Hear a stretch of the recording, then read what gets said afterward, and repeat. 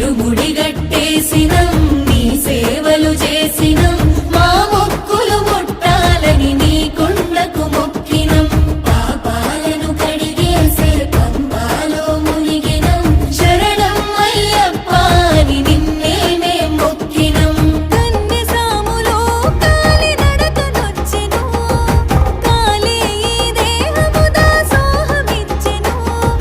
కన్నె సాములో కాలి నడకనొచ్చెను